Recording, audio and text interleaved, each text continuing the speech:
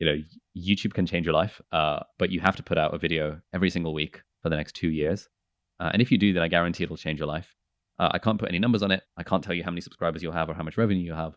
I can 100% guarantee it will change your life, at the very least in terms of skills or connections or friends or just opportunities that'll come your way as a result of posting consistently on YouTube.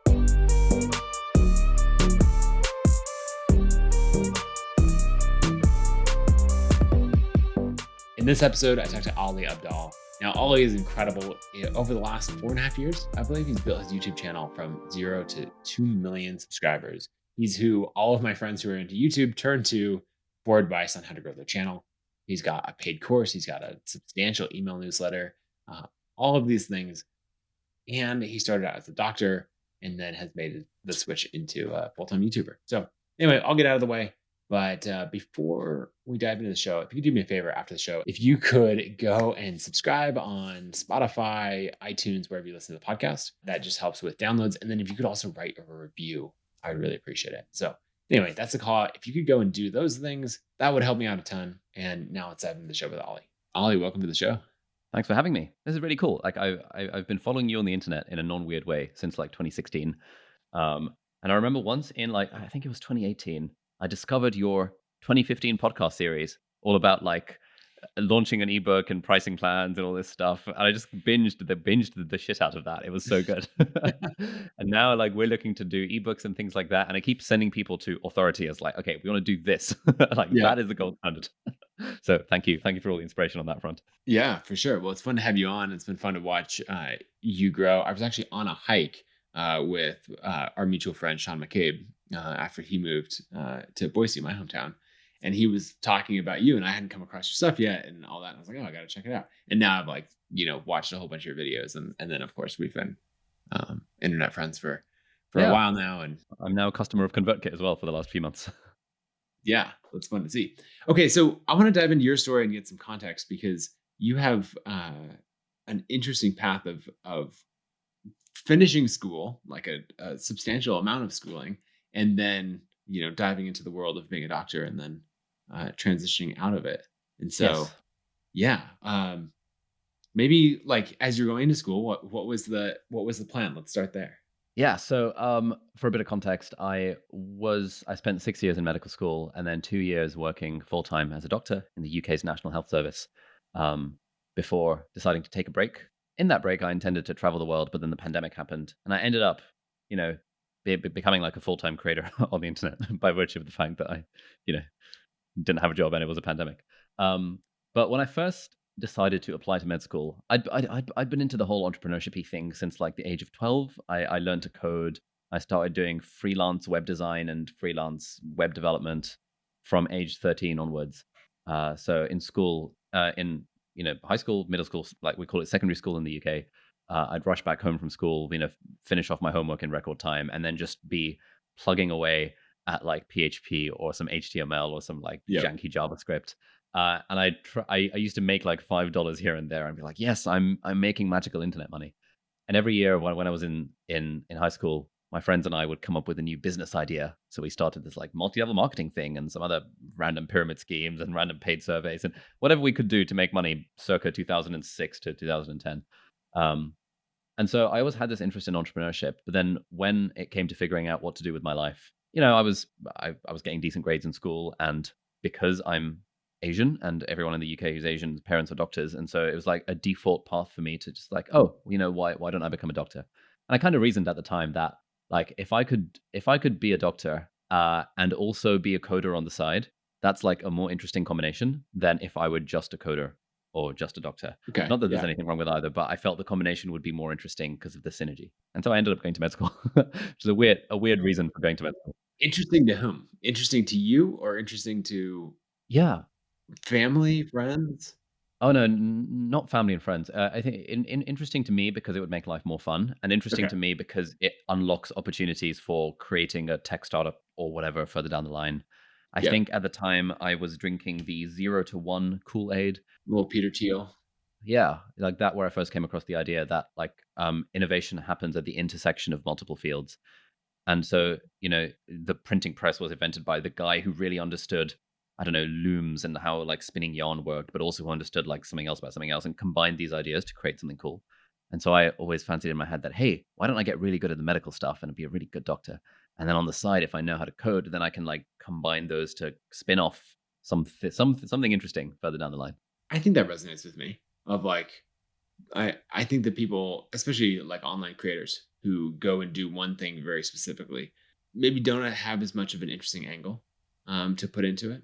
Like I think that some of what made me more interesting, this is like I don't know, just hypothesizing, teaching like online business and marketing is having a design background, even though those are much more Yeah. overlapping than say like being a doctor and you know a web developer, you know, as you were starting to. But I think having those skills in another area makes you more interesting as a person and it gives you better stories to tell and then gives you better perspective and you're not like just pulling from the same industry over and over again.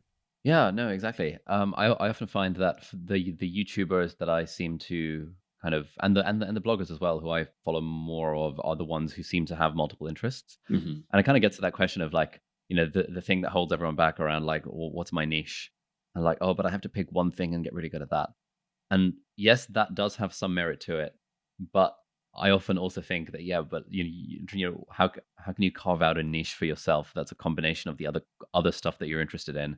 And so instead of trying to be the best, I don't know, productivity YouTuber, it's like you're the only productivity YouTuber who's also a doctor who also runs a business. That's kind of how I think about it. Yeah, that makes sense. Okay, so when did you, so you're in med school when you started your YouTube channel or you're wrapping up med school, right? That's right. Yeah. So I started the YouTube channel in my like penultimate year. So I'd done 5 years of med school at this point. I'd set up a few businesses. I had like two SaaS products that I Okay. was using to side hustle income my way through med school.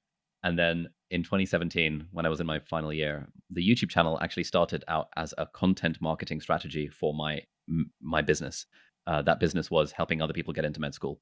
It was like that standard thing. Once you do something, you then teach other people how to do the thing.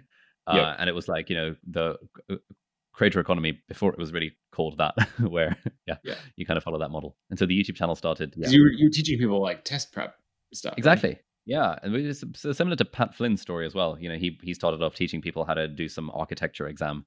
I started up teaching people how to do the med school admissions exams, and that kind of transitioned into a coaching business, which then transitioned into the YouTube channel. Okay, and so as the YouTube channel started to grow, like what were some of those first milestones? You know, as you're getting to how long did it take to get to 1,000 subscribers and then maybe, you know, 5,000 or 10,000? What milestones stand out to you? Yeah, so I started in the summer of 2017, and it took me 6 months and 52 videos to get to the first 1,000 subscribers. 6 months and Okay. 52 videos. I was putting out 2 videos every week while preparing for med school finals and kind of neglecting my exams for the sake of YouTube because I could see the YouTube thing. I was like, oh, I really want to do this. I think Yeah. the ROI on being a YouTuber is going to be higher than the ROI on getting an extra 2% in my med school finals. That was the theory anyway. Um, so yeah, it took 6 months for the channel to get 1,000 subscribers, another like 4 or 5 months for it to get then up to 5,000 subscribers.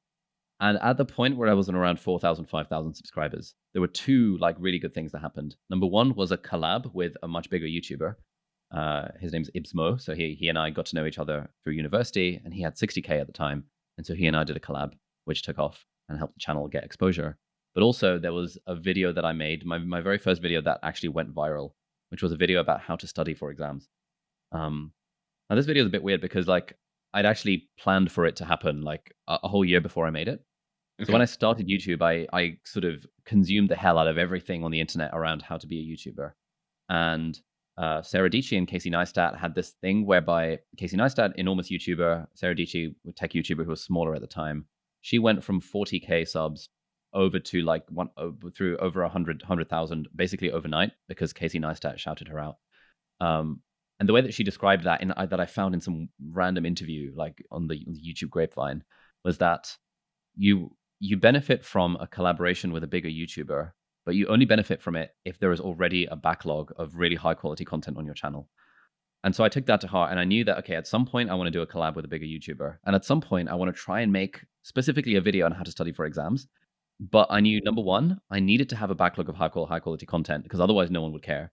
And Right. secondly, I knew that it would take me about 100 videos to get good enough at making videos to actually be able to make a decent video about exams. And so that was like my 80-second or something video, which I'd had in the back of my mind for so long since getting started, but I knew, no, I need to get my skills up. I need to put in the quantity so that I can actually make videos that are hopefully half decent. Okay, that's interesting. Yeah, because coming doing a collab and coming to a channel, it's like, okay, they have 4 videos, and the one that I saw in the collab is actually the best one they've ever done. Like, it's sort of Yeah. it doesn't have the same ring to it as if you come in and be like, "Wow, this is incredible." Like, one of my favorite bloggers is someone, it's separate from the YouTube space, but a guy named Chris Guillebeau, who's an author and blogger, and I followed him in the early days, and I had the experience of he had written a guest post for Tim Ferriss, and I was reading Tim Ferriss's blog, and this is probably 2011 maybe, and I was like, "Oh, this is really good. I loved it." I think it was actually on travel hacking, and credit card points and all of that. And so I like clicked over to his site, and I think over the next like 2 days, I just read the entire website.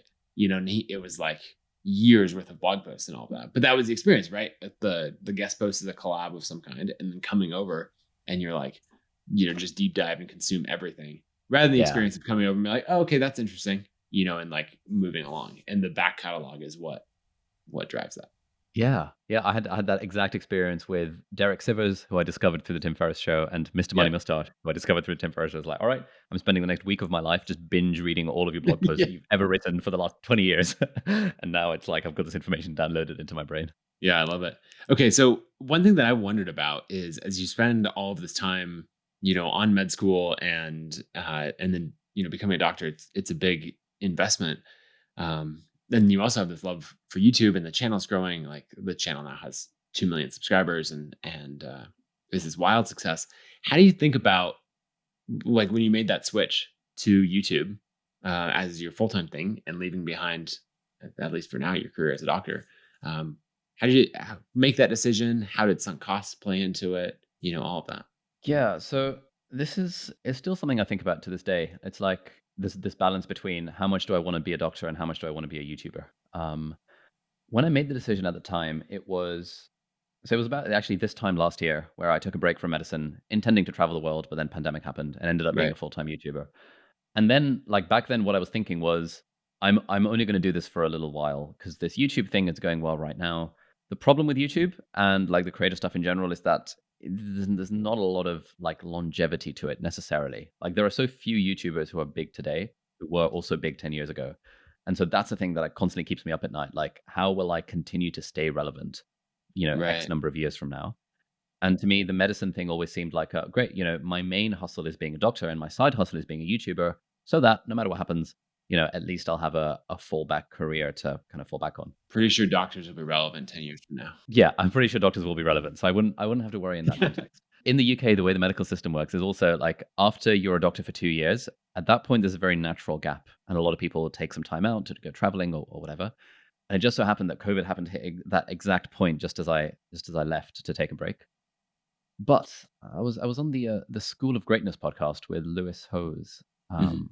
last week, and he was calling me out on this. He was saying that basically I was bullshitting myself because I think the reason why I was holding on to the medicine thing was a profound sense of risk aversion. It was number one, the what if I lose everything? Right. At least then I'll still be able to be a doctor. And number two, it was a case of like, oh, but my brand was built up off the back of being a doctor. And if I lose that, then, who am I? Why does anyone listen to what I have to say? Who will care what I have to think anymore? Because now I'm just a YouTuber rather than a doctor, which has like prestige and it has like clout. And he basically just called me out and dismantled like all of my BS on all of those fronts. And that really, really got me thinking. Because like, you know, ultimately the thing I care about is teaching and inspiring people. And if I could only do one thing for the rest of my life, it would not be saving lives as a doctor. It would be teaching people. And that's the thing that YouTube lets you do and lets you do at scale. And that's the thing the internet lets you do. And so right now, I'm going through this phase of having to really think about like, am I only holding on to the doctor thing because of because of fear? Right. And am I holding on to fear and sunk costs, which is obviously like a stupid thing? Or do I really want to go all in on the YouTube stuff and the business stuff because my real passion is teaching? I don't know. Any thoughts on that?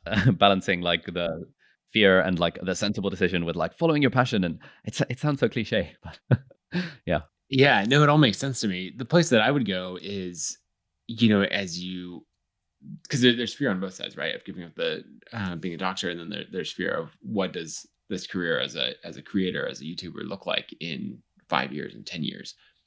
And I would lean in on that side and try to figure that out. Like, who are the people? Questions I would ask: who are the people who you admire who have had longevity in their careers, right?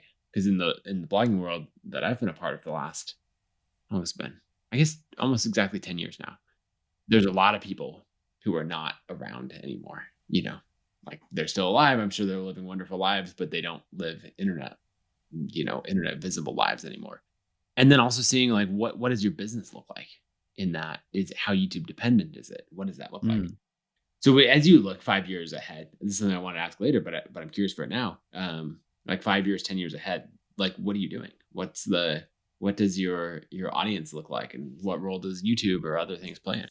Yeah, that's a good question. Yeah, I think if I think about people who have longevity, I think you're one of the examples that comes to mind where you started off as a blogger and then you did the ebook thing and Mhm. then you went into the SaaS thing, which is now like absolutely like exploded. Yeah. So that's really cool. The other people who I look to are people like Tim Ferriss, who has gotten bigger every year since the 4 Hour Workweek came out, and it Mhm. wasn't a one hit wonder. He started off with the books, and then he did a great job of transitioning into the podcast, where now it's less about him and more about kind of spotlighting other people and building this almost the institution of his personal brand, which is built off of teaching people cool things. Yeah, if I think about it like in that context, like the thing that you and Tim have in common is that you've both moved away from being very personal brand heavy and more towards being somewhat institutionalized in your case, in Right. ConvertKit, and in his case through his podcast.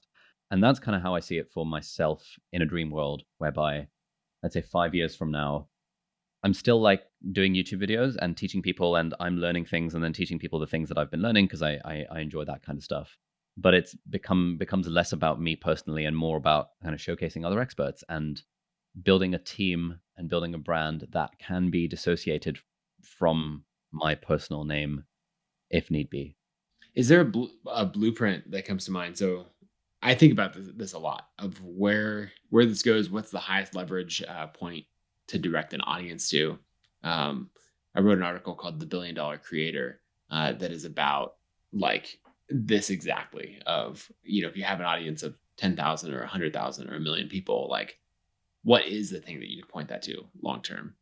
And so I'm always looking for these blueprints that other people have created, right? Like I think Dave Ramsey would be an example of someone who has taken this like podcasting, a radio show is basically a podcast, and taken it to this extreme of, I don't know what they have. I'm making up numbers, but in the ballpark of like 500 to 1,000 employees. They've got like this franchise thing. They've got courses that you can sign up for everywhere. Like it's this massive media empire that I can draw a pretty consistent line from, blogger with 10,000 subscribers or 10,000 podcast downloads consistently to that of like continually working away at it. Not to guarantee that you'll hit that, but there'd be other people, Michael Hyatt or anything else. Or Yeah. there's the software direction that I went. Yeah. So are there like specific blueprints that you look at and be like, oh, okay, that, but my Yeah. version of it? Yeah. I think for me, the playbook that I'm currently following is trying to be a cross between Tim Ferriss and Cal Newport.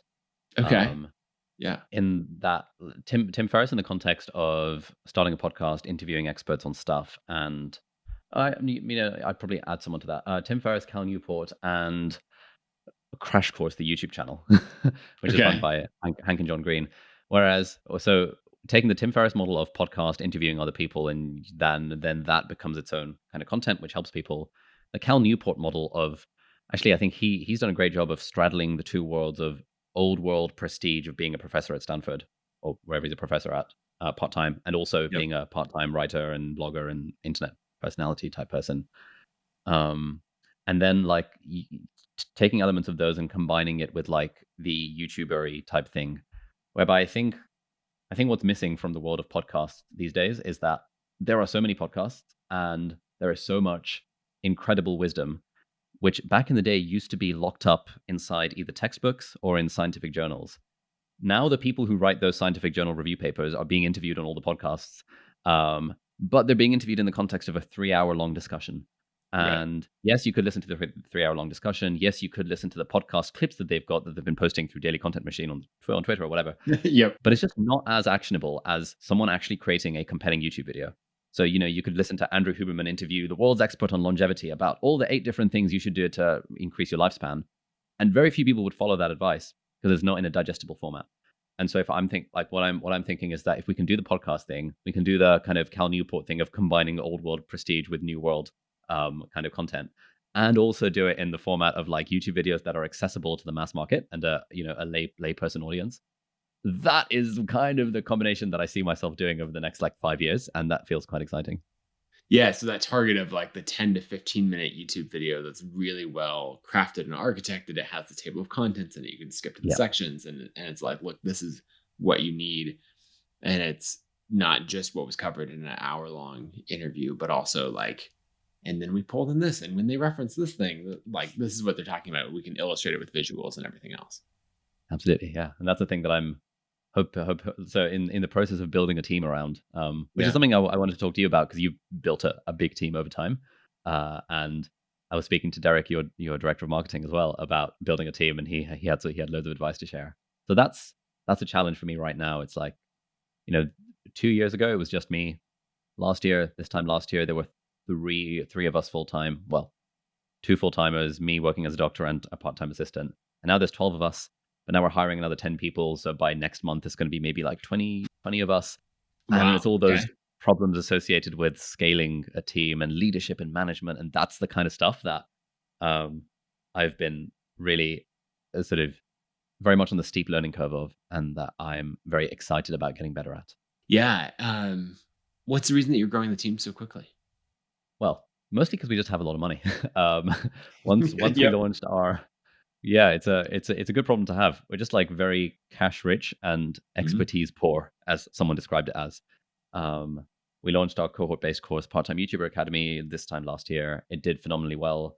I'd been doing classes on Skillshare, which started off as making like a few hundred to a few thousand a month, and is now compounded to the point where we make somewhere between $60,000 and $80,000 every month, just passive income off of Skillshare classes. That Wow. means that every month we're just making more and more money, and I see the numbers going up, and I see them, and I see it basically like, well, why aren't we doing anything with that money other than just watching it Right. deflate every year? Okay, so really quick, since you mentioned, are you okay sharing some of the numbers from Part Time YouTuber Academy? Yeah. So we launched the first cohort in November last year. I think this year we're on track to do maybe like $2 million revenue and like 1.5 million profit, 1.6 million profit, something like that. Wow. Next year we're hoping to take that up to like 5 million revenue. Which again, all of these feel like dumb numbers I'm just plucking out of thin air because it's like I'm really bad at like Right. projecting financials. Like it's all just a guess anyway. Like if we could do 4 cohorts and sell 600 places, that would be 5.1 million revenue. It's like that's actually doable, but it's just such a Mhm. freaking ridiculous number. It's like how on earth can that be doable? And it's just like how does this even work? Yeah, welcome to the internet, and when you have Yeah. substantial leverage, like things that were possible, like seemed insane before, you're like, oh, yeah, no, that no, math checks out. Yeah, exactly. I suppose it's similar to you for ConvertKit. Was I think it's last I checked, you were on 20 million annual recurring. Yeah, we're at 28 and a half now. Bloody hell, that's gone up quickly. Yeah. Compounding. The magic of compounding. Yeah. This is fascinating to me because I feel like a lot of content creators are, would get to your stage and they're like, okay, what Lamborghini should I buy right now? Have you thought about putting a Lamborghini in your YouTube videos? I'm kidding. Please don't. No. I mean, I've got a Tesla Model 3, so that was my splurge. That was your splurge. Yeah, exactly. Yeah. Um, so it's interesting to me that you're hiring at the rate that you are, which is, to be totally clear, is the rate that we hired at ConvertKit, of like slow at first, of like 2 or 3, 4, and then it started to uh started to really take off. And I think in, let me think how long, 8 months, we went from 4 people to 21 people. Oh, Um nice. and that worked really well for us, and we were growing really, really quickly, and like in that time, I think we 10x revenue, like going from 30,000 a month in revenue to 300,000 a month in revenue. Um, and so that's absolutely a wild ride. And then we kind of paused there for a second, and we like really thought methodically about, okay, what are the roles that we need? How do we build the team culture within the group that we have? How can we invest in those relationships? We also had our first like in-person team retreat at that time. Yeah. Um, and so I think it's really important as you grow a team that quickly to make sure you're really, really intentional about the team culture, which like that's one of those things where, like, what does that even mean? How do you do that? And the way that I do it is being clear about the mission of what you're building and why, and then investing deeply in the relationships with each person. Okay. What does that mean? Well, so you're hiring all these people, right? And let's say you're Yeah. hiring from, uh, you're very much the face of the brand. And so if someone's applying, they're like, oh, I want to work with Ollie, right? Like, let's do that. And so they have this relationship with you. And what you don't want is this, you'd end up with this hub and spoke model where Yeah. you're the hub and Yeah. everyone has a relationship with you and they don't have it with each other. And that's just it's the natural way that things are joining, right? Or that's the way it comes about. I had the same thing when people wanted to start working at ConvertKit. They wanted to work at ConvertKit, but they a lot wanted to work with me. And so you have to invest deeply in turning that hub and spoke into like a spider web, where if you're Okay. not at the core of it, they all are riffing on ideas. They, understand each other's families and like individual values and everything else. And that matters more. And so you have to know that the natural state of things is not ideal, and you need to like aggressively work to change that so that you're less important in your own business. Oh, interesting. Yeah, that's exactly the challenge that we're having right now, where still all of the things kind of flow through me, but it's I think over the last few months, as I've gotten like business coaches and working with our mutual friend Sean as a coach as well, and reading sort of dozens of books about like leadership and management and like org chart structure and all that jazz, we're starting to get to a point where I actually do feel like stuff is happening without me. And it's like the best Yes, feeling in the world when it they're is. just doing stuff and I'm like, whoa, wow, that's actually a great idea. And it was so well done. And you've actually done this better than I would have done this. And that's like, whoa, okay, this is really cool. Um, so hopefully as the team expands, yeah, the culture thing is interesting. I think so far I haven't given any thought to culture in the slightest. It's just sort of happened organically slash accidentally. Um, but one of the exercises that Sean took me through was the thing of like, imagine, a year from now or 3 years from now, what is the sort of business that you want to have? Like you're going to work in the morning, like what do you want to see?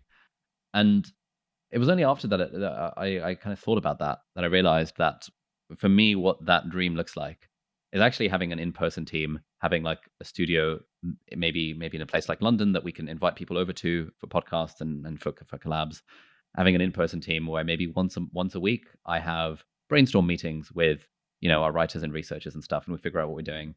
Maybe once a week I film stuff for the YouTube channels, and maybe once a week I sit down to record a podcast with someone cool. And the rest of the time I spend like chilling, or writing or reading or doing other working on the businessy type stuff. Um, and we have like a COO or general manager or whatever you want to call it who runs the day-to-day operations without needing my input. And it was only really when I kind of said that out loud and Sean asked, oh, okay, well, why don't you just make that happen? And I was like, oh yeah, you're right. I could just make that happen. And then because I think before I drunk the remote work Kool-Aid so much Yep. that I just sort of assumed that you just had to hire remotely. Then I realized, no, hang on. Given that this is the sort of business I want to be in, where we're all actually in person because it's more fun, I can just hire people who are only in London. And so we're now doing that, hiring people who are only in London, which feels weird, but it means we also have a few dozen applications rather than a few thousand to deal with, which is kind of nice. Yeah, and that's something that, and when you get clear on that, and that's why so many people emphasize journaling or whatever other journaling, coaching, any form of getting that clarity. It's you realize that you're like following this meandering path and like, and then we could do this and then that and you realize like, oh, I could just draw a straight line from point A to point B and just do that now. And it's so powerful, and you'll save yourself a lot of trouble because then you won't be at a point, right, where you say we've built a 25-person team that's like maybe there's 6 in London and then everyone else is spread throughout the world, and people are loving aspects of that, but then they're feeling like the people in London are getting more time with Yep. you, and right, and you go and Yep. create these major culture problems because you had an intention, like, or an internal desire that you never expressed. explicitly. And then once you express that, then everyone's like, oh, okay. So I know that, say I'm working for you remotely right now. I know that I either long term need to switch to being a contractor of like just providing a service, or I need to move to London, or I need to fully transition out. Like, Yeah. and there's like a beautiful clarity in that when you just keep it inside you, like no one will experience. Mm. Have you got any like prompts that you find helpful in this sort of journaling thing and figuring out what you want from the business and from life? So you and I both share a passion for coaching, and I hire a coach as well. His name's Dan, from an organization called Reboot. So he asks all kinds of questions. One, I was navigating a scenario recently that was just really frustrating, and he said, "Okay, I want you to picture when you're 40. So I'm 31 right now. So 9 years from now, how would your 40-year-old self, looking back, basically 10 years, be proud of how this situation was handled?" And that was a version. So basically, the prompt would be like stepping forward, not just what do you want 10 years from now, but like stepping forward and trying to really imagine that scenario. And that's what something that Sean, was pushing you to do. And then looking back on it as a memory of how you handle this next, period of difficult transition or any of that. So that'd be one version. Another is like really pushing on like the 5 whys and really digging in of why do you want that thing? What are you actually trying to accomplish? Um, I'm sure there's more, but yeah. What are there others that you use? Yeah, that question of where did I come across this? I can't remember where. I always like to cite my sources, but this thing of when making a decision, think about what decision your like 10-year older self would have wanted you to make, to be like the best version of yourself. And I've been thinking about that recently in the context of this thing of do I go all in on the YouTube thing or do I just kind of do half medicine, half YouTube? And I do think kind of 10 years from now, I would have wanted myself to make the decision of actually just going all in on the passion project and just seeing what happens with that. And if it doesn't work, whatever. But at least having a go rather than feeling kind of pulled in two directions, which are sort of incompatible because of the amount of time commitment that a physical career like medicine takes. Yeah, and it's hard when you're like if you have a 10-person team and you're the only one that's part-time, right? Like that will result in you wishing you could spend more time with the team, you being the bottleneck and things you shouldn't be. It made me think of like on the team side of things, there's a movie called The Intern, Robert De Niro and Anne Hathaway. Oh, yeah. I really enjoyed that. It's a fun movie. And there's a scene in it. So Anne Hathaway runs this like a fashion tech startup. But there's a scene early on when she's like rushing from thing to thing and everything is going to her for approval and all of this stuff, right? And I remember watching it and going, "Oh, she's so important. It'd be nice to be that important." And then there's a second where you step back and you're like, that is a terribly run business. Like, what is she doing? Like the whole thing, if she wasn't there, the whole thing would fall apart because no one would have approval for like the homepage designs or whatever else. And so going back to the hub and spoke thing, that's you like watch that little clip of the movie and then go, okay, that, but the opposite. Like that's what Yeah. I want to build. Yeah, there's one. So often, someone in my team will message me being like, "Hey, we need to discuss item X.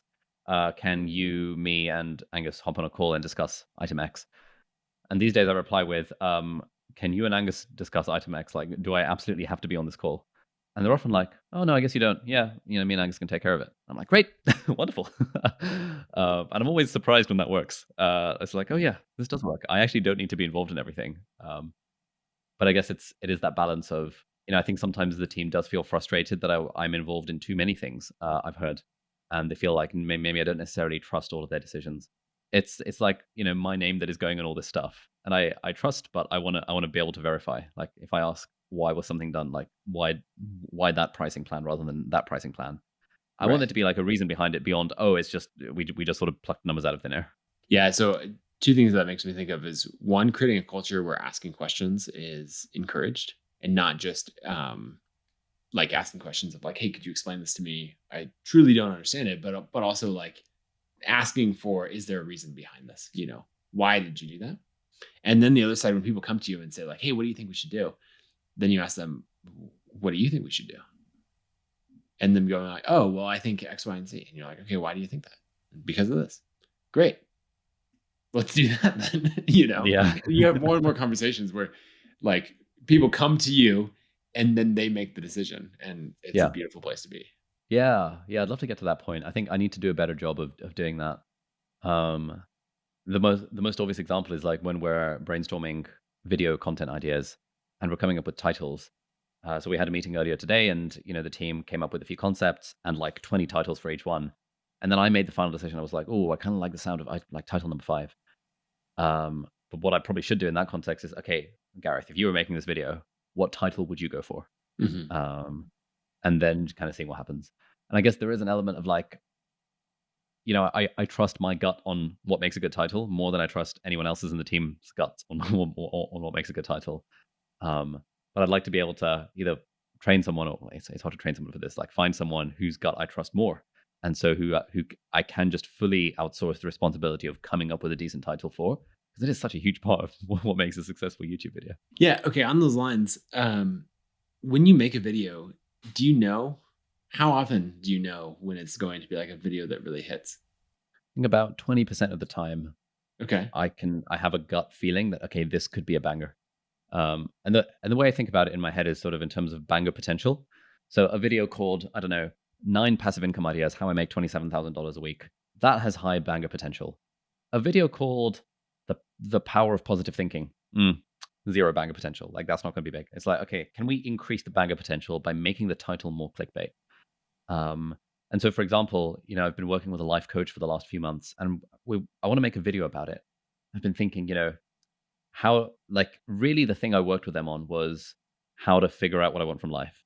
But a video called how to figure out what you want from life, maybe 2 out of 5 banger potential. A video called I hired a life coach for $3,000. Here's what I learned. Oof, that's got banger potential. And so often it's just like a tweaking of the title, where it's like, the more clickbaity and sensationalized the title, that is annoyingly often the thing that correlates most strongly with how much of a banger is this video going to be. And the formula that I try and use is sensational clickbaity title combined with, like, very deep nuanced content. So that someone clicks on the video thinking, huh. And then they're very, very impressed by the production value, by the structure, by the academicness of it, by how well thought out it is. Fingers crossed, hopefully. At least that's the intention. Okay. That's interesting to me. I have this like running fantasy as I teach people how to build wealth and make money. Like those are some of my favorite topics. I could talk about them all day. And so I was joking to someone that I was going to do like these real estate seminars, that like you see advertised where it's Yeah. really scam. You're really just paying for that person's private jet. Yeah. Um, where it's like it's the MLM equivalent, Yeah. multi-level marketing equivalent of whatever. Like I'm going to use the same tactics, but then like actually deliver real value. And like the ticket that I charge would just be like $50 and it all go to, I don't know, clean water with charity water, something like that. Yeah. But, basically saying like, I'm going to hook people in with the same clickbait and then deliver, uh, like substantial value that will actually be life changing. And so you're Yeah. doing the same thing. I like it. Yeah, I think it's a great idea, because you kind of need to use the clickbait. Like, there's literally no way someone's going to click on something. There's a channel, a Veritasium, which made an amazing video like a few days ago about the difference, about the importance of clickbait and how much it works. And his overall point was that, like, clickbait is kind of the wrong word. There is sort of, I think the two terms are, there's sort of like intrigue bait, which is that, oh, this is interesting. I want to click on this. And then there is, I can't remember what he said, but it's like, sort of trash bait, which is that I'm going to stick a bikini model on a thumbnail and it's nothing to do with that. But Right. and so there's those two different ones where, like, in a way, the way that you title something, or the title of your book, or the cover of something, is so important for getting the message across, and we shouldn't see that as being a bad thing. Whereas the word clickbait, it includes, things like what's good headline design, what's good Right. marketing copy, but it really shouldn't, because clickbait is a dirty word, but it shouldn't be, because the cover of something is so important to how that thing is perceived and whether people are going to see it or not. Yeah. Yeah, that makes sense. How do you think about thumbnails and then like say the first 30 seconds of the video? Those are two separate questions, but as both of those in driving engagement. Yeah, so thumbnail is really, really important. I think on our channel, we're bad at thumbnails. I'm not a fan of our thumbnail style. We're trying to evolve and iterate on it over time, whereby you know, in so whenever someone's an early stage YouTuber, it's like you're uploading the video and then you think about the title, and then you think, okay, let me find a still from the video that I can use as a thumbnail, and then maybe you downloaded it, ramp up the contrast, saturation, blah blah blah, stick a clarity filter on it, and maybe put some text on it in Canva. That's like the noob YouTuber way of doing it. When you become a little bit more pro, you start thinking of the title in advance, and you think, okay, what's the title of this video going to be, and then you make the video, and you've got the title already. But the thumbnail is still a bit of an afterthought because it's quite hard to think about thumbnails. And that's the point where we're at. And the gold standard is where you have thought about the title and you have literally made the thumbnail before you even think about writing the script for the video. And that is the place where we would like to get to. So we're looking to hire like a graphic designer and a YouTube channel producer whose job it's going to be to work with the graphic designer at any time. Because we've got hundreds of ideas at the top of our pipeline, but at the moment our bottleneck is in developing those ideas crucially with a decent title, a decent thumbnail, and a rough amount of talking points. Um, and so, yeah, we're doing everything we can to make the thumbnail more of a first class citizen because it's just so stupidly important on YouTube. And in fact, often, if when I've heard YouTubers with like 10 million plus subscribers speak about thumbnails, they view the thumbnail as being even more important than the title because the thumbnail is the first thing that really catches the viewer's eye and the first thing that they see.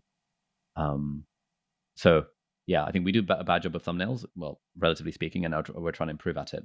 I think equally the first 30 seconds is just ridiculously important, where everyone's attention is so like all over the place that if you don't hook the viewer within the first like 5 seconds, you see that huge drop off in engagement.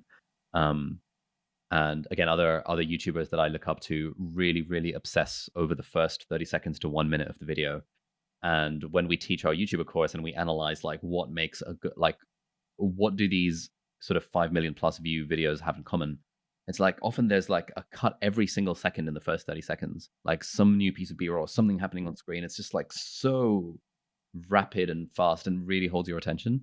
Whereas for the rest of the video, you can kind of switch to a cut every 5 seconds or something happening every 10 seconds, the 10-second rule. Right. But certainly the first 30 seconds, like bam, bam, bam, it's got to be like really, really, really sharp and on point. Otherwise, people just don't watch. Yeah, that's fascinating. I'm realizing that it's true for a lot of channels that I've seen grow really quickly are employing those same things. But something else I want to ask you about on the monetization side is you're selling a high value course to like a big audience, 2 million subscribers on YouTube. You also have a little over 100,000 subscribers on email. Is that right? Yeah, 130 or something like that. Nice. What's the like? How does your approach differ when in promoting that? A new course like the Part Time YouTuber Academy on YouTube versus on email. I think I'm still scared of selling. It's really bad. Okay. I need to get over it. I was really, really scared of selling like a year ago. And when I had the idea for the Part-Time YouTuber Academy, I think it was on like the 16th of August, 2020, where I wrote a Notion page about it for the first time. I was thinking, okay, this is either going to be a Skillshare class, i.e., free, or it's going to be like maybe a $50 to $200 kind of self-paced course, and I can really, really over deliver on content because I know what I'm talking about here, and so Yeah. $200 is an absolute steal for this. No one's ever going to complain that this is not worth it. And then I spoke to, I think people that you probably know, Tiago Forte and David Perel, Yep. who run their own like cohort-based courses, and they challenged me to what if you had to do this live? What if you had to charge $1,000 for it? How would it change your approach to the course? And just starting to think in those terms made me really change the way that we did approach the course, and it became a high ticket thing. It made me realize that actually what the world needed was not what needed. That sounds a bit grandiose. So like what the internet needed was not another YouTuber making a self-paced course on how to be a YouTuber. The thing that's actually holding people back is the accountability in the community, and these are things that you get in a live cohort. But going back to your point about how like the difference in selling it, so we actually only advertised it on Twitter and on the mailing list initially. I didn't even mention it on YouTube because I was so scared of mentioning the course on YouTube. And I think the reason I was so scared of mentioning the course on YouTube is a problem with YouTube that I've spoken to a bunch of other creators about, which is that the people who comment on the videos do not reflect the audience at all. Right. So, like, if you think about who comments on a YouTube video, it's generally kids. It's generally kids with enough time on their hands to comment on to comment on videos. And so I was always scared, like, my audience is not going to appreciate the fact that I'm selling a high ticket course. They're going to think I'm a snake oil salesman or something like that. And my audience mental model was the people who comment on my videos. And it took me a little bit of like an epiphany to realize, hang on, the people who I'm targeting are people with jobs, people with like, 6-figure incomes, people who want to do the creative side hustle and take it seriously. They are not the 14 to 17-year-old kids commenting on my videos. And that was such a major like revelation of like, I can actually completely ignore the comments and I can just go by the analytics that tells me like 40% of my audience is aged like 24 to 36 in the US. Fantastic. Those are the people I want. um, whereas on email, you don't really see that as so clearly. And so I think, and especially because I've read your stuff and read a lot around email marketing, but so little around YouTube marketing. Um, I'm much more comfortable selling on email than I am selling on YouTube, but it's something I'm trying to get better at. Are you able to track attribution for signups or that kind of thing of what's coming from YouTube versus email now that you're doing at least some promotion of it on YouTube? Yeah, we are actually. So in the first cohort where we didn't promote on YouTube at all. So it was like 50% Twitter, 50% email. I Hmm. think for the most recent cohort, even now, we don't really promote on YouTube very much. It's just like a very, very subtle, casual plug at the start of a video. I think about 30% came in through YouTube, and the rest came in through, again, Twitter or email. Um, and so, but one of the things that we're hiring for is a marketing manager to basically just lead marketing for the YouTuber Academy, and that was some of the stuff that your pal Derek was helping us with. Yeah, Derek's good at all of that kind of stuff of taking, I mean, all the things that I did over the years of like, oh, this one off push here or there and turning into like, okay, that was great. Look at the results we got from it. Also, we're going to do it as a system now and it's going to work like this, and it's going to drive consistent results over time rather than like these spikes or that sort of thing, which I'm good at. Okay, something else I'm like in that journey, we kind of left off as you were, I guess the last we were talking about YouTube numbers was, uh, like 5, 10,000 subscribers. I want to hear a little bit more about going from that, 10,000 to 100,000, and then like, I think it's a huge jump, but 100,000 to 2 million. I mean, I think it is. It's not particularly fancy. It's just the law of compounding and consistency, and the results happen very very slowly and then very very fast, and before you know it, you know Jim Collins, I think, has that model of the flywheel that it Yep. takes a hell of a lot of energy to get going, but once it starts to go, then it becomes unstoppable. I think it's the case for any interesting kind of compounding growth trajectory. YouTube channels, ConvertKit, any software platform that's growing. And so in year one, I think we hit maybe like 20,000 subscribers by the end of it. Then year two was probably the next few 100,000. Year three was the next like million, and year four is just wrapped up where we just hit the 2 million mark at the end of year four. So it's just perfectly maps onto one of those exponential growth curves. The scary thing about that is that like if you extrapolate it further, that means we're going to be on like 4 million subscribers by next year, and that's just completely unfathomable to me because it's like, okay, that's just never going to happen. And there is a point at which the compounding growth curve stops. Um, and that's the thing that I worry about. I don't really worry about it. It's a thing that I'm trying to build more and more like pillars of support around the business, so diversification, more into courses, more into books, more into stuff that is dissociated from my personal brand and also from my personal YouTube channel specifically. Yeah, it's weird. It's one of those things where you look back on and you kind of forget, like, oh yeah, when I started, like I remember, like when I started working as a doctor, I hit 50,000 subscribers like that month, and then a year later, when I was having my first like appraisal where your supervisor looks at how good a doctor you were, the first thing he said to me was, "There are 263,000 people following your YouTube channel. How the hell did that happen?" And so I have that number in my head as like, oh yeah, once I at the end of 2019 when I finished my first year as a doctor, that was what happened. And then it was like my second year of working as a doctor when the pandemic struck. And the pandemic like made my channel really take off because all of a sudden people were sitting home and watching YouTube videos. I think that was when we hit 1 million subscribers. Um, and now a year on from that point, we've just hit 2 million. It's just been just insane growth. But obviously consistency, compounding. The thing I always tell my students is that you know YouTube can change your life, but you have to put out a video every single week for the next 2 years. And if you do, then I guarantee it'll change your life. I can't put any numbers on it. I can't tell you how many subscribers you'll have or how much revenue you have. I can 100% guarantee it will change your life, at the very least in terms of skills or connections or friends or just opportunities that'll come your way as a result of posting consistently on YouTube.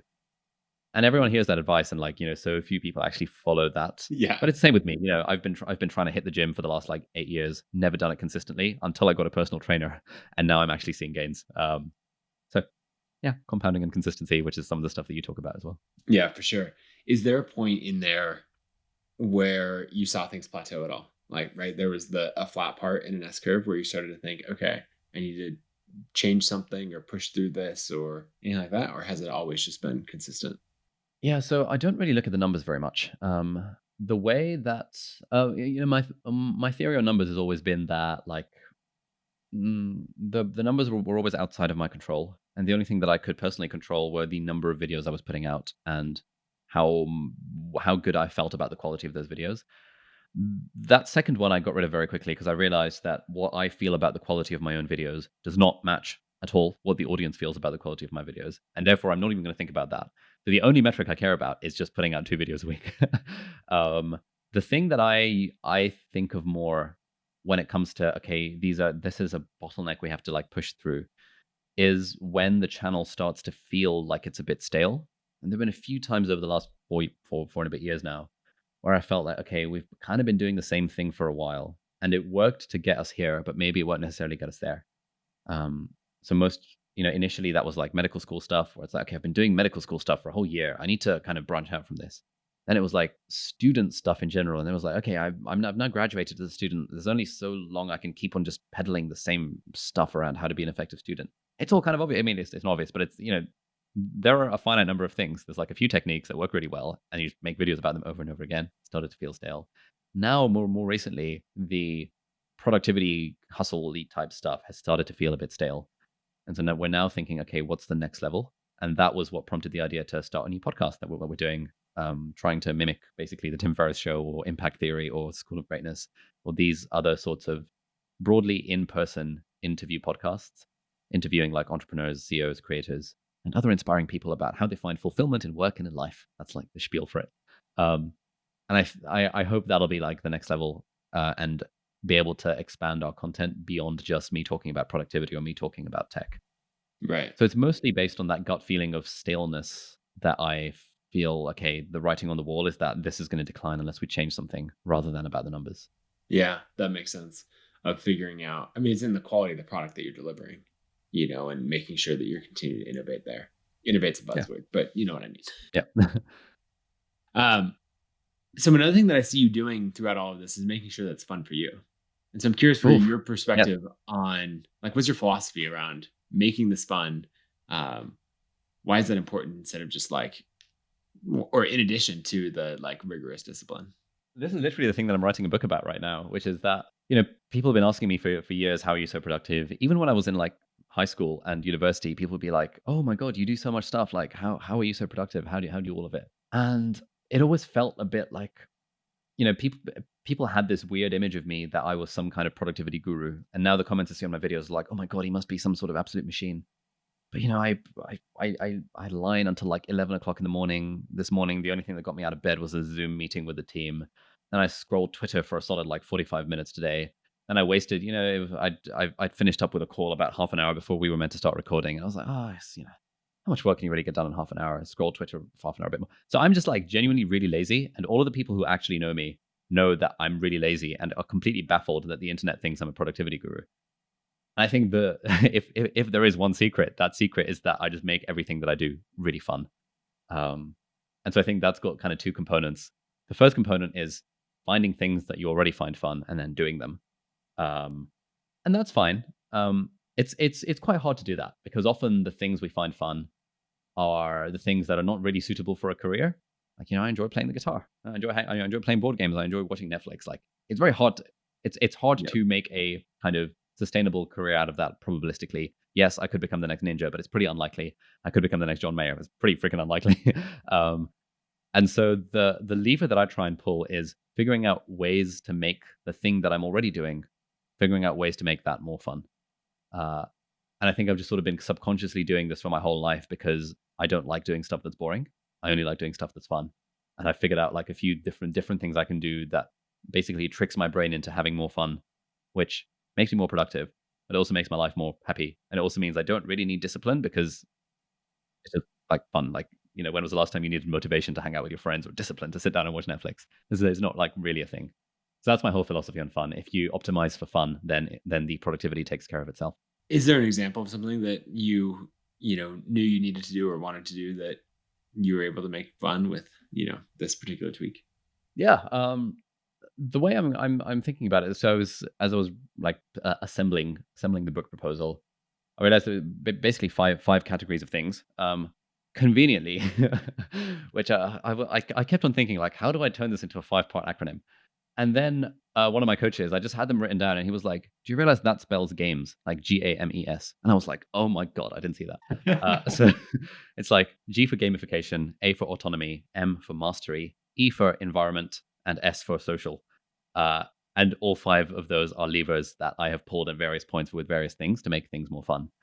Um, so to give a concrete example, when you're going through medical school, you got to memorize just a shit ton of facts. Like it's a bit dry. Like some of the stuff is fun, like human physiology is fun, but when you're having to memorize like the interactions of different drugs and like the mechanism of action of all this stuff, it becomes a lot less fun. And so the classic thing there is to figure out a way of turning it into a game. And if we look at all the research that video game designers have done about the things that make games so addictive, it is basically two things, and that's challenge and progress. And so if it's got to be sufficiently challenging so as to feel interesting to get through. And I think the nice thing about like studying for exams is that it's challenging by default because you're only going to really study stuff that you find difficult. But the progress is another big component of it. Like, I was addicted to World of Warcraft back in the day, and I'd be doing so much grinding, and I'd be working really hard at World of Warcraft to kill boars and skeletons and stuff, just to see the XP bar ticking along. And I realized I could apply the XP bar to all of my exams, and I just created a timetable and color coded it. So if I knew something, it was green. If I didn't, it was red, and there would be gradations in the middle. And there was something so satisfying about just watching the red boxes on my Google Sheet turn into green boxes Mm. that really sustained my motivation to keep going with it. And it genuinely felt like a game. Um, and then, that was one lever for that same stuff, 6 years of struggling to memorize things. Bringing friends on board, like studying with friends, we would do the Pomodoro technique in the library together. We'd all be studying different things, but the fact that we were all in the same room, doing different stuff, but the fact that we were all in the same room meant that everything was just more fun. um, Other things that make things more fun. Autonomy, one of the biggest drivers of human motivation. When we feel like we're doing things our own way, when we feel like we get to do something rather than we have to do something, just that mindset shift makes such a huge difference. And I used this a lot when I was at work. I'd be getting to the end of, there was one time in particular where I got to the end of like a 13-hour long shift. And the nurse said, "Oh, Ollie, this patient needs an IV because they need fluids overnight." I was like, "Oh god, I really can't be bothered with this." I was in a bit of a huff as I was getting all the equipment together. And then I remembered a blog post from Seth Godin, which was about this idea of have to versus get to. And I realized I was thinking of it as, I have to put in this IV. Like my autonomy was being taken away. I was being told what to do. This is annoying. I don't want to. And I just decided to view it as I get to put in this cannula. And just immediately, like it was magical. I was like, "Oh, this is actually privileged. I get to do this. This is sick. This is so good." And then I put it in, had a nice chat, and I walked back home with like a spring in my step. And it was purely just that mindset shift that gave me a little bit more autonomy. And all the research around this shows that as well, that the more autonomy we have with whatever we're doing, the more fun it becomes. Yeah, I love that. It made me think, particularly what you said about the experience bar, right? And that increasing over time and wanting to see progress. I realized that my most productive time, maybe in certainly like my career as a writer, I don't know, maybe even in my life, who knows, was this time that I was working on writing books, and I used the app Scrivener Mm. to compile everything in the book. And there's all sorts of things wrong with Scrivener, and I don't know that I would recommend it like as the thing that I would use today. But across your entire document, which is really a collection of all these little things, it would keep track of your word count across everything in the whole project file. And you would set a target. You could set a daily target, and then you could also set, your total. And I knew that the book I wanted to write would be like decent length, but not too long. So I was targeting 30,000 words. And so I knew if I was going to end up at 30,000 words, I should probably write 40 and cut down to 30 or something like that. And so I was seeing that progress of every day I would fill up the daily goal. and then watch the total goal, and I'd chip away at it. And I realized that every time I've been successful at writing consistently has been when I have had, in this case, an actual like experience points bar like going across. And the times that I've had these habits going for a short amount of time and kept it going for a week or 3 weeks or something like that and then dropped off is when I've been trying to do it of like, oh, I'm working on this goal, but I'm more forcing myself to do it. So Yeah. yeah, I need gamification is what I'm saying. Oh, man, I completely forgot that I think that was how I first discovered your stuff, your, like, 1,000 days of writing or Yeah, I did 1,000 words a day for 600 days in a row. Yeah. that was the one, yeah. Oh, yeah, I remember I came across a blog post where you talked about that, and I was just, like, so inspired, and I did it for about 2 days, and then I stopped, and I was like, "Oh." I keep on thinking, often, like, Sean or one of my other coaches will ask me, "What's the one thing that you can do for the business that would move the needle?" I keep on thinking, like, if I could just write something, if I could just write 1,000 words a day, that would genuinely move the needle for the business in so many different ways, but I just don't do it. Have you got any tips? So progress bar, check. We'll do that Yeah, one. well, I think the progress bar, well, let's see, a couple things. The progress bar, I think, would be a big one. The second thing would be um, making sure that you're writing the things that are actually highest leverage. Like we could write 500 words or 1,000 words or whatever in a bunch of different places. I could write it over time in Slack, and in Basecamp posts to my team. I could write it on Twitter. But probably for me, the highest leverage place that I could write is for a book that I'm working on, right? Because that will package up this material and put it out in a way that, um, might reach tens of thousands of or hundreds of thousands of new people, right? You could go on a book tour in like traditional media, right? And go be Yeah, on CBS or something that if you didn't have a book, they'd be like, why would we have this YouTuber on? But in the yeah, moment you have a book on this, they're like, oh, you fit into our predefined paradigm, like, that kind of thing. Like James Clear, the newsletter author, they're like not really yeah, interested in having him on. But James Clear, the book author, they're like, absolutely, like slot him right in. And so you think about, right, he could write more content for the newsletter or he could write content for the book. And in that case, the book is higher leverage. Um, so yeah, my things I think would be figuring out what's highest leverage of where to put the words and what words to put down, and then finding the ways to gamify it. And I feel a little bit weird giving the advice because I'm in the position of being like, I need to do this as well. yeah, And so maybe that third thing is like all the people that you look up to yeah, probably still in some way struggle with the thing that they're really well known for. yeah, yeah, definitely. Yeah, that makes so much sense. Like, I feel like people come to me for productivity advice, and yet I always struggle with productivity especially with writing the book, which is such like a long-term, important but not urgent project. How do you think about coaches? You've mentioned I think three different coaches uh, throughout this that you've worked with. So it sounds like you're a big believer in hiring coaches, and I'm curious as to how you think about it. Oh, huge. I love the coaches thing. I've only recently started. I think it was about a year ago where I decided that, oh my god, coaches are the best thing ever.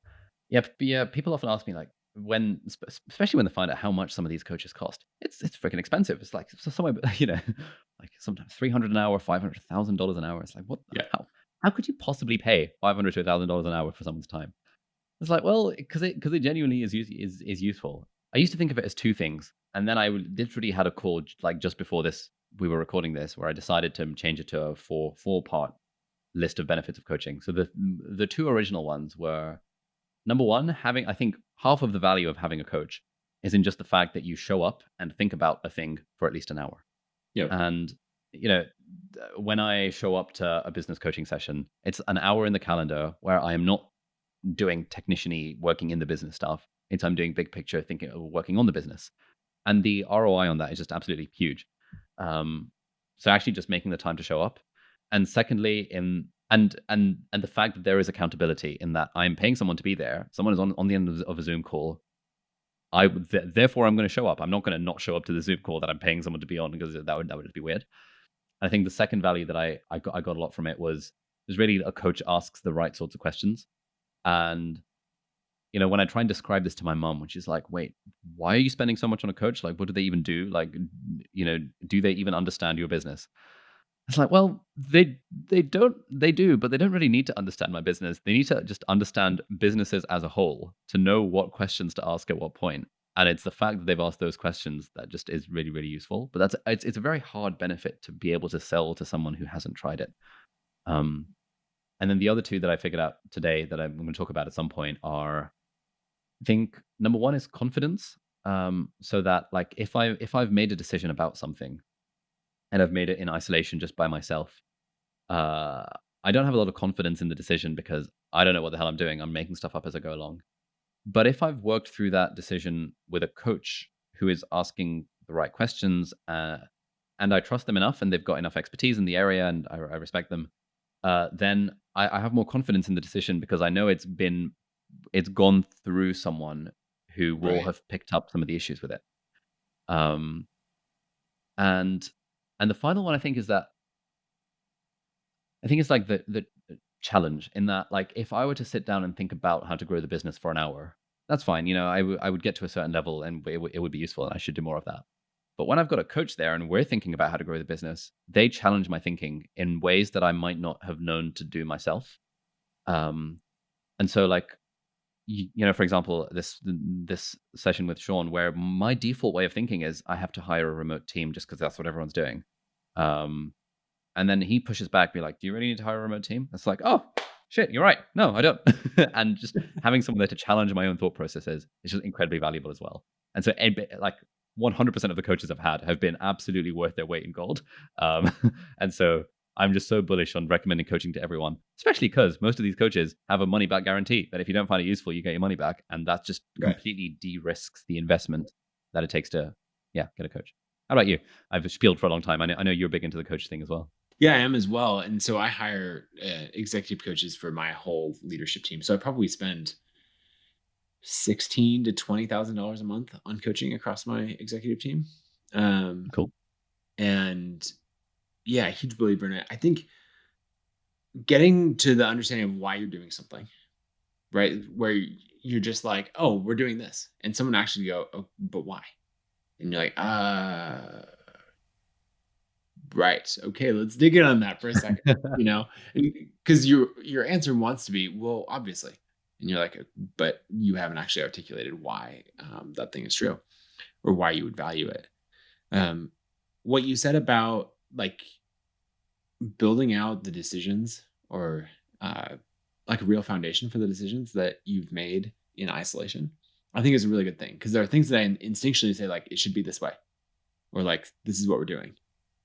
But I simultaneously hold them very strongly of like, well, obviously, like here's this thing, and also challenge them myself and think that they're on shaky foundations because they haven't been tested.